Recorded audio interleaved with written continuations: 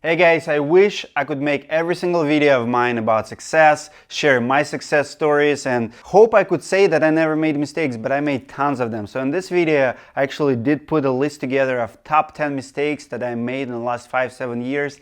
Some of the mistakes were very small, some of them cost me thousands of dollars. That I consider small. Some of them cost me hundreds of thousands, some cost me millions. I'm gonna share all mistakes, how they occurred and what was behind them, why I made them, what I've changed, and maybe it'll help you not to make the same mistakes in your business. Mistake number one, signing up with the Angie's List. In the beginning, it made me millions. And at the end, it cost me millions. Here's why I think it was such a big mistake. I put all my eggs in one basket with the Angie's List. Angie's List 5-7 years ago were about, I would say, 90% of my business. We ended up having way over 700 reviews. I love the platform. I traveled to Indianapolis. I actually met Angie herself. I believed in it. To this day, I think they came as close as possible to be the perfect platform to connect contractors and homeowners. When I was working and getting jobs from Angie's List, it was only like 3 million contractors, but after Home Advisor purchase, they kicked me out completely with the 700 reviews, and I have to go elsewhere. I had a lot of other areas where I could get leads and jobs, but it definitely affected me. If I would do it today, I would never ever, with any platform, I would put all effort in one, just because it's not smart decisions. Something happened to that platform and you're out of business. It didn't happen to me,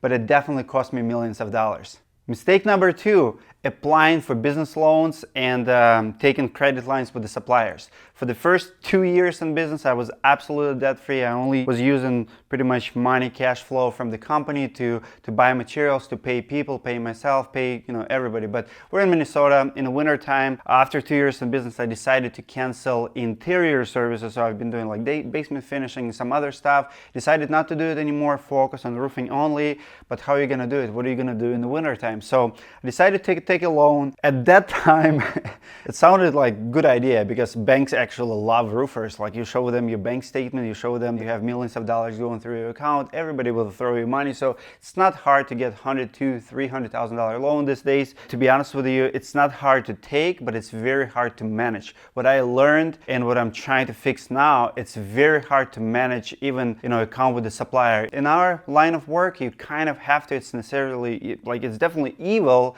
but it's a good evil that you have to have. But I regret, if I would go back, I would do everything possible, pay for everything with a debit card. I'm not saying for you to do it. I mean, I still have my American Express where my employees use it. I mean, there's definitely benefits for it, but I looked at it as a mistake because it messed me up. It definitely threw me back. It gave me a lot of headaches, how to get out of that debt, how to figure out. And as a matter of fact, I know a lot of roofers who actually went out of business because they have big credit lines. They couldn't see trees in the forest because it seems like you have all the money coming in.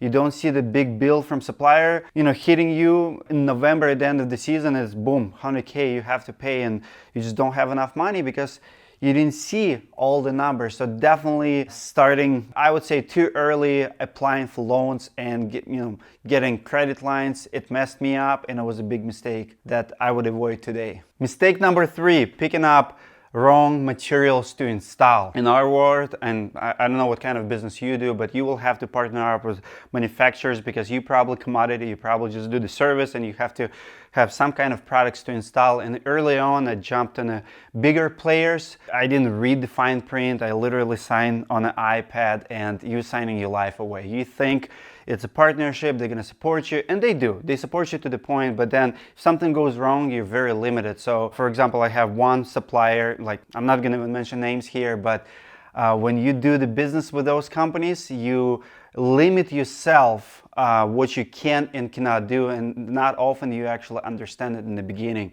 You might lose your rights to actually talk about the brand in any negative way or form. Like, if you have a problem, for example, with a service, I highly recommend anybody, if you're right now looking for brand of shingles to install, go and read the agreement. It's probably going to be like 10, 12, 15 pages. Actually messed me up really bad, because when I wanted some agreements that I actually have seen, it actually says that you cannot even talk not only about them, but also about their competitors, which is what we salespeople do all the time when we go in front of the homeowner and we show them this is better than this. And if you actually read the agreements, you can't do that. So pretty much partner up with the wrong manufacturers was also a really big mistake. I kind of regret it. Even lost some reviews on some websites because relationship did not go well. And another mistake of mine. Mistake number 4 for me is hiring superstar sales guys. As a business owner, especially when you're just getting started, you always think that you need sales, okay? And we do need sales, but you see all these flashy sales guys who promise you, yeah, I can do this, I can do that. And the problem with the superstar sales guys, they already know they're superstars. So when you hire a superstar sales guy, it's very hard for you to train him to do things your way, follow your process, create that work order.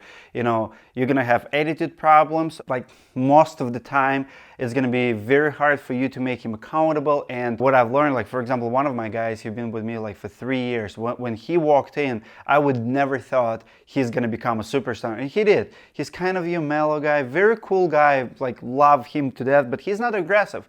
And this is how I hire sales guys today. The only question I ask myself, if I like you during the interview, if I would buy from you. I don't care about your numbers, I don't care, everything else we can train and we can work together. But if you come in and you sell $10 million, but I feel like you're aggressive and you just have attitude and you like know it all and you're on top of, like, I don't think I want that. Hiring superstars definitely screwed me up. As a matter of fact, few of them either betrayed me. One of them I have to testify in court against because he stole, pocketed like $50,000, and pretty much who was the one who discovered it. A few guys went and decided to start their own business while working for me. And though they were superstars, they were good guys, good sales guys, but those hiring superstars and hoping that they're gonna save your business, it's definitely a mistake for me. I would rather hire somebody with no experience at all and train them our ways than rely on somebody coming in saving the day with those sales. Mistake number 5. A lot of business owners do it these days. I highly recommend you don't. This is pretty much go straight to the tip. Never, never, ever give control of your marketing assets, your website, your Facebook page. I've done it a few times just because companies would come in and they would park your website, they would build you your website. I did one company like that, and I wasn't impressed at first. I actually did a video about a company called Contractor Nation. Not a bad company per se, but they have full control of your website. So 2 years later, if you want to actually take it out, you can't. They get to keep it. I would never ever give full control of anything, any platform. Like, you have to be in control, otherwise you just don't have enough leverage, and you either have to pay premium price later or you're gonna get screwed and start over. Neither one of those options are great for the business, so definitely a mistake giving away marketing assets in control to somebody else. Mistake number 6, not attending conferences earlier. It took me about 3 years before I started traveling, and that's where everything actually starts happening. So for the first 3 years, I was just too poor, and I was living paycheck to paycheck. I was building a business. We're doing fine. I could scratch $1,000-$2,000 to go to a roofing expo or a marketing conference. I've never done it before, and it took me 3 years to go. If I would go back, I would start attending stuff in the first year, because when I went to the first roofing expo, I remember it just blew my mind. I mean, the amount of people I met, it got me overwhelmed, but also it got me thinking. I've seen technology I'm not using, I've seen companies that I still use to this day. And when I started traveling, Angie's List conference was really, really big hit for me. It started happening right there in the 3rd year in business, opened my mind, and I become completely different business owner from that point forward, that always learn, always better myself, working on myself and on my business. And if I would go back, I would definitely start earlier. One of the biggest mistakes I've made, it's signing up for wrong CRM. The CRM that I have the worst experience with, I actually have 2 of them that we sign up, tried and got out of it, was Improve 360 first, didn't work out, but the worst one was Contractors Cloud.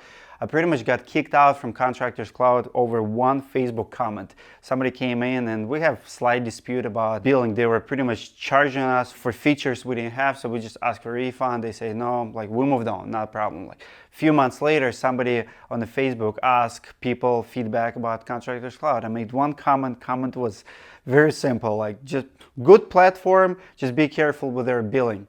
Boom, get big email that, hey, Dmitry, you have 30 days to leave CRM. The problem with the CRM, you have all your data and it's a nightmare to export. I actually email back, I say, hey, what's the problem? Like, you know that we have a little glitch with the billing. You know your position, I know my position. I don't think you're right, but moving on, I'm still paying a bill. And they pretty much like, nope, we don't want you. And that's the problem with the CRM companies. You don't have a contract. So you give them all access, all data, all your pictures, all your company information. But then if they decided they don't like you, they pretty much say, hey, you can leave it right now. And for me, funny enough, it didn't happen over YouTube video. It didn't happen over rant or bad review. It happened over one Facebook comment. How crazy is that? And to this day, I think I was right. I think it was like one of the poorest business decision on that business owner, because the thing was, to this day I don't understand it. It was a feature that they know we don't use and they were charging us for it. So Contractors Cloud charging you like $10 per user to use their pictures, $10 per user to use their estimating software, like things like that. We were not using it. So we just asked, hey, we have 12 users, it was $120 a month we're paying and we're not using, and can you refund us? Our bill was like $1,000. So it's like $100 per month. And they're like, nope, we're gonna stick to it. You still owe it. I'm like, okay, moving on. Not a big deal. I'm not gonna go crazy about $100 a month. But if my homeowner would ask me, hey, Dmitry, you didn't do some work, can you refund me? Absolutely. I mean, it's just poor business decisions. But those business owners, they pretty much, nope, we're gonna stick to it. And then I made one public comment about it. Comment, not a review, comment. I'm out. So it definitely was a mistake not reviewing. And something like CRM, you have to do really big research. I would never jump on the CRM today, like maybe in other spaces, if I would not do complete research. Who runs it? What cancellation looks like, how it's gonna end if you don't like it, and especially a moment how you're gonna transfer all your data out, because with the Contractors Cloud it was nightmare of nightmares. Mistake number 8 was starting gutter company. The reason I do extra companies, because if a service is so big and you just do it and you want to do more of it, you want to just pretty much separate, do GBA or something like that. And to this day, I don't know if it was the biggest mistake or if I should stick to it, but I opened a gutter company, I closed it. First month in business we did like 40,000, but I invested a lot of money. I bought a trailer got stolen, couldn't find employees, and I pretty much gave up on the business side to run it separately. We still do gutters, we just do it under one roof. But opening that branch, didn't think it through, having 2 numbers, it was a really big nightmare for me. I know a lot of people have done it. I wanted to try it to run 2 companies. On the business side, we're busy. I love gutter business. It's one of the best businesses out there. If you even considering something besides roofing, gutters is definitely has good profit margins, fast turnaround, a really big demand. But for me, it just didn't work out. I've done it for 4 or 5 months, closed it. At the end of the day, I broke even, but it was a lot of headache and I spread myself way too thin. Mistake number 1, it's not one, but it's pretty much signing up with any listings out there, your Yellow Pages, your Dexnos, Yelps, all of those services. And you guys know me by now, I always talk about them.